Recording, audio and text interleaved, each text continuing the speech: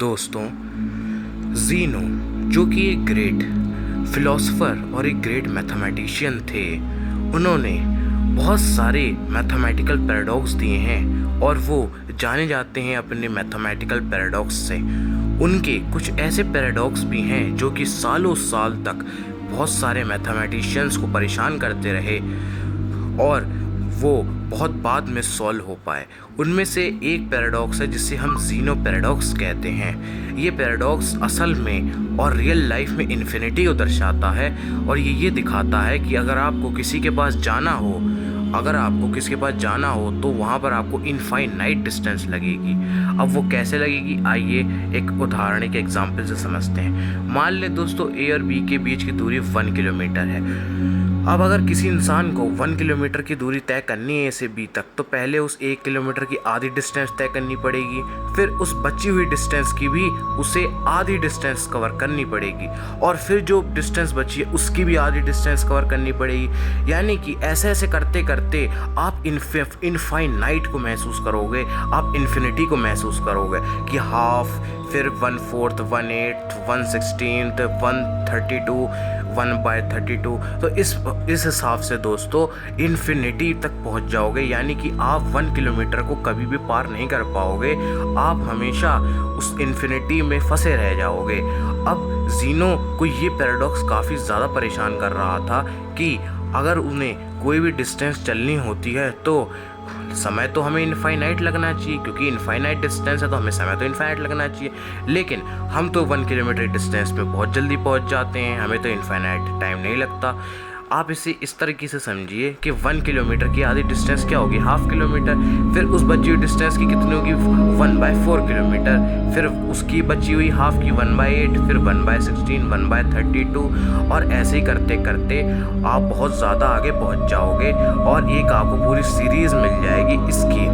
अब दोस्तों, जब आपको ये सीरीज़ मिल गई तो अब आपको ये पता चल जाएगा कि अगर आपको किसी के पास जाना है तो आपको इनफाइनाइट डिस्टेंस को तय करना होगा, तभी आप उस तक पहुंच पाओगे। लेकिन अब ये कैसे होता है? तो दोस्तों, उन्होंने कहा कि टोटल डिस्टेंस कितनी थी, 1 किलोमीटर।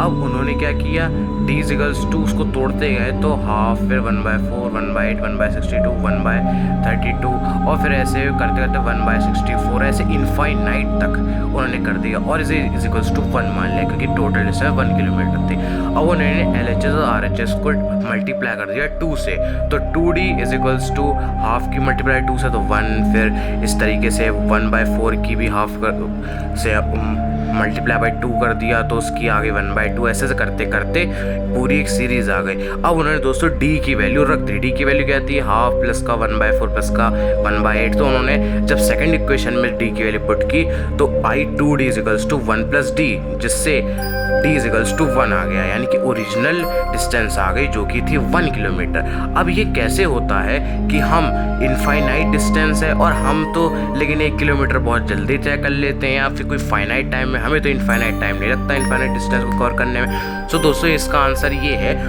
कि जब हम इनफाइनाइट डिस्टेंस को कवर कर रहे होते हैं तो अभी जैसे हमें इनफाइनाइट डिस्टेंस की सीरीज़ मिली, ऐसे ही दोस्तों जब इस 1 किलोमीटर की डिस्टेंस को चल रहे होते हैं तो हमें इनफाइनाइट डिस्टेंस की सीरीज़ मिलती है। ऐसे जब हम उस डिस्टेंस को कवर करते समय जो टाइम हमें लगता है उसकी भी दोस्तों ऐसे ही इनफाइनाइट सीरीज़ लगती है। और हमें पता है स्पीड = होता है डिस्टेंस अपॉन टाइम, यानी कि हमें डिस्टेंस को डिवाइड से टाइम करना, मतलब डिस्टेंस को डिवाइड करना पड़ेगा हमें टाइम से। तो ऐसे ही दोस्तों डिस्टेंस भी इनफाइनाइट सीरीज़ में जा रही है और टाइम भी ऐसे ही 1/2 सेकेंड, 1/4 सेकेंड ऐसे ही जाता रहेगा और ये एक दूसरे से कैंसिल हो जाएंगे। और जब हमें पता है इनफाइनाइट की कोई सीरीज़ जब किसी इनफाइनाइट सीरीज़ से डिवाइड कर दी जाए तो उसका आंसर इनफाइनाइट नहीं होता, फाइनाइट होता है।